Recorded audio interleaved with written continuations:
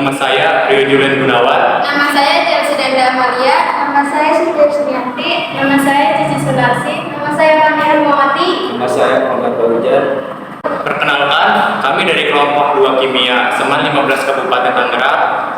Di sini kami akan mempraktekkan hukum Avogadro. Tujuan praktikum yaitu untuk mengetahui mengenai hukum Avogadro dan juga untuk membuktikan adanya hukum Avogadro dengan reaksi antara cuka dan soda kue. Dasar teori. Jadi, hipotesis Avogadro sendiri dicetuskan oleh seorang ilmuwan asal Italia, Amadeo Avogadro, pada tahun 1811. Avogadro menyatakan bahwa partikel unsur tidak selalu berupa atom yang berdiri sendiri, melainkan bisa berbentuk molekul unsur. Contohnya yaitu H2, O2, N2, dan P4. Berdasarkan pemikiran tersebut, Avogadro berhasil menjelaskan hukum Gay-Lussac dan membuat hipotesis sebagai berikut. Pada suhu dan tekanan yang sama, perbandingan volume gas yang volumenya sama memiliki jumlah molekul yang sama pula.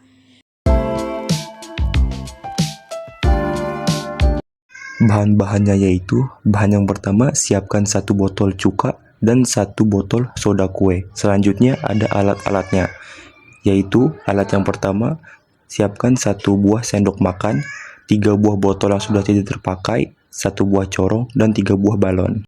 Untuk selanjutnya kita akan masuk ke langkah-langkah kerja. Letakkan corong yang tadi ditaruh di atas botol, lalu kita masukkan cuka dengan takaran 20 sendok makan. Kita isi dulu botol A dengan takaran yang pas, yaitu 20 sendok makan ya. Jangan kurang dan jangan lebih. Lalu, sekarang kita isi botol B dengan cuka dengan takaran yang sama, yaitu 20 sendok makan. Setelah kita selesai mengisi botol B, kita juga akan mengisi botol yang C dengan takaran yang sama. Setelah kita sudah mengisi botol A dan B, kita akan mengisi botol C dengan takaran yang sama, yaitu 20 sendok makan. Setelah kita mengisi ketiga botol tersebut, kita akan mereaksikan ketiga botol tersebut dengan soda kue. Setelah kita mengisi ketiga botol tersebut dengan 20 sendok makan cuka, lalu kita akan memasukkan balon ke mulut botol tersebut. Masing-masing balon diisi soda kue ya. Balon yang pink itu dia berisi 1 sendok makan soda kue. Botol yang B dia berisi balon yang sudah terisi 2 sendok makan soda kue, dan balon yang putih itu berisi 3 sendok makan soda kue. Setelah semuanya telah dipasang, kita akan mereaksikannya ya.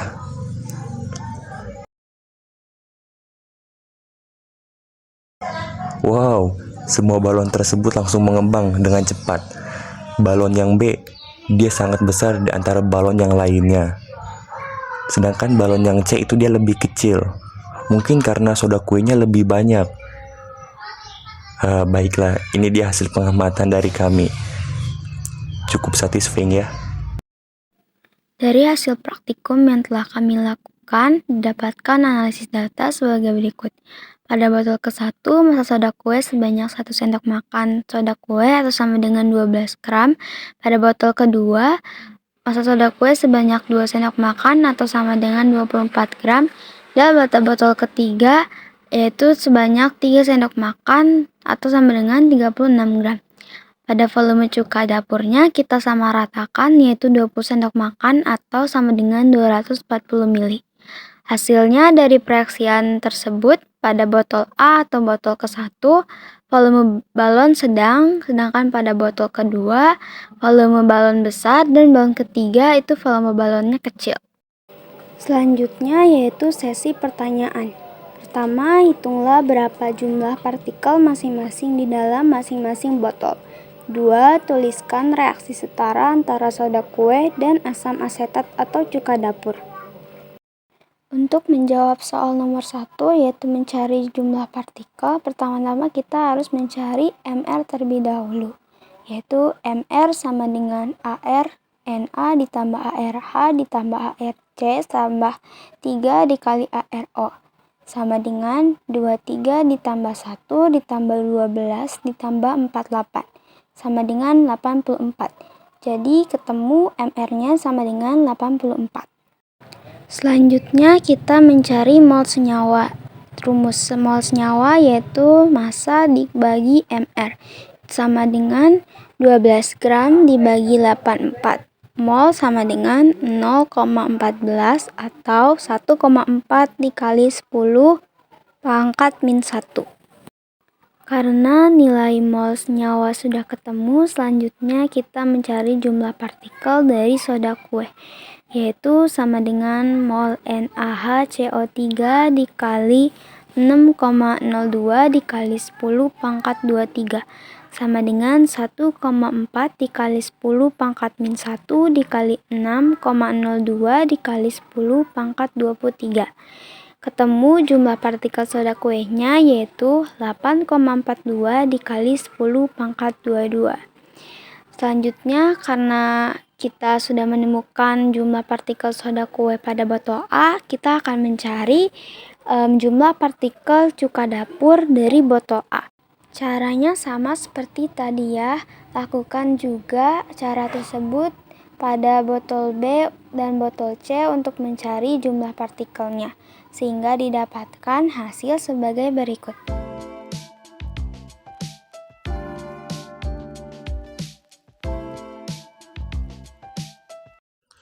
Pertanyaan nomor 2. Reaksi setara antara soda kue dan asam asetat. Di sini kita akan mereaksikan kedua senyawa soda kue dan asam asetat dengan senyawa soda kue yaitu NaHCO3 ditambah dengan senyawa cuka yaitu CH3COOH. Dan kedua senyawa tersebut akan menghasilkan beberapa senyawa baru yaitu CH3COONA ditambah H2O dan ditambah CO2. Selanjutnya, kita akan menentukan jumlah partikel dari hasil reaksi senyawa NaHCO3 yang ditambah dengan senyawa CH3COOH pada masing-masing botol tersebut. Di sini kita akan menghitung jumlah partikel pada senyawa botol A terlebih dahulu. Yang pertama yaitu ada CH3COONA. Kita akan mencarinya menggunakan rumus jumlah partikel, yang dimana yaitu jumlah partikel sama dengan mol dikali satuan Avogadro. Satuan Avogadro berjumlah 6,02 dikali 10 pangkat 23. Karena di sini kita diminta untuk memasukkan mol senyawanya, maka kita akan mencari mol senyawanya terlebih dahulu menggunakan rumus massa dibagi dengan MR, yang dimana massa CH3COONA ini bermassa 252 gram yang didapat dari 12 gram soda kue ditambah dengan 240 ml cuka dari hasil penyetaraan yang tadi. Karena kita sudah mendapatkan massanya, lalu kita akan mencari MR-nya. Bagaimana cara mencari MR-nya?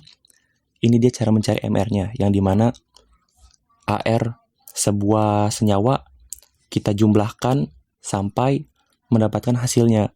Yang di sini atom karbon ditambah dengan atom relatif hidrogen, ditambah dengan atom relatif dari oksigen, lalu ditambah dengan atom relatif dari natrium.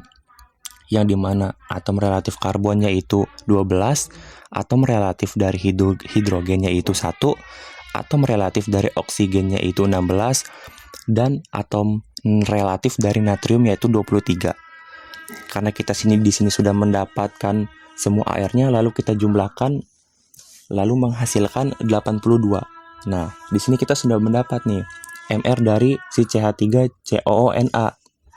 Lalu tinggal kita masukkan saja menggunakan rumus mencari mol senyawanya, yang dimana massa dibagi dengan MR, yaitu 252 gram dibagi dengan MR-nya 82, lalu menghasilkan 3,07. Nah, karena di sini kita sudah mendapatkan molaritas dari senyawa CH3COONA, maka tinggal kita masukkan ke rumus jumlah partikel, yaitu 3,07 dikali dengan 6,02 dikali 10 pangkat 23, yang menghasilkan 18,4 dikali 10 pangkat 23. Dari mana kita mendapatkan 18,4? Dari 3,07 dikali dengan 6,02. Di situ menghasilkan 18,4. Lalu kita ingin mengubahnya ke dalam bentuk satuan, yang menjadi 1,84 dikali 10 pangkat 24. kok bisa sih jadi pangkat 24? Karena si komanya ini dia berpindah ke kiri dan mengecilkan yang asalnya 18,4 menjadi 1,84, kan itu mengecilkan. Karena jika dia mengecilkan maka pangkatnya bertambah, dan jika dia membesarkan, contohnya kayak misalnya 0,09, kita ingin mengubahnya menjadi satuan, maka itu menjadi min. Seperti itu saja. Untuk selanjutnya, kita akan mencari jumlah partikel pada masing-masing botol yang ada di botol B, lalu botol C, kita semuanya kita cari dengan menggunakan rumus yang sama seperti yang sudah saya jelaskan tadi. Jumlah partikel dari senyawa H2O yang terdapat pada botol A yaitu 8,42 dikali 10 pangkat 23. Lalu selanjutnya ada senyawa CO2 dari botol A. Dia menghasilkan 3,44 dikali dengan 10 pangkat 24. Lalu botol B, senyawa CH3CONA-nya, dia menghasilkan jumlah partikel 1,93 dikali 10 pangkat 24. Lalu H2O, jumlah partikelnya pada botol B itu dia 8,78 dikali 10 pangkat 24. Lalu CO2 dengan jumlah partikel di botol B yaitu 3,61 dikali 10 pangkat 24. Dan terakhir di botol C dengan jumlah partikel CH3COONA ini yaitu 2,02 dikali pangkat 24. Sorry ya, maksudnya 2,02 dikali 10 pangkat 24. Lalu ada senyawa H2O yang dimana terdapat di botol C ini menghasilkan jumlah partikel yaitu 9,21 dikali 10 pangkat 24. Lalu yang terakhir di botol C yaitu senyawa CO2 menghasilkan jumlah partikel yaitu 3,77 dikali 10,24.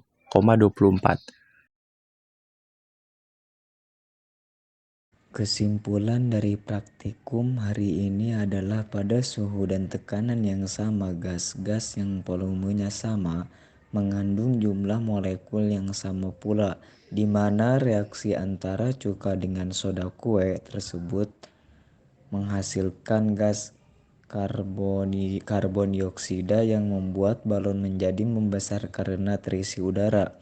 Tekanan gas di dalam balon dipengaruhi oleh banyaknya soda kue yang bereaksi. Semakin banyak soda kue yang digunakan, maka semakin banyak pula gas yang dihasilkan, dan volume gas yang dihasilkan pun akan bertambah sehingga balon mengembang. Mungkin cukup itu saja hasil praktek dari kelompok kami mengenai hukum Avogadro. Kurang lebihnya mohon maaf. Wabillahi taufiq wal hidayah. Wassalamualaikum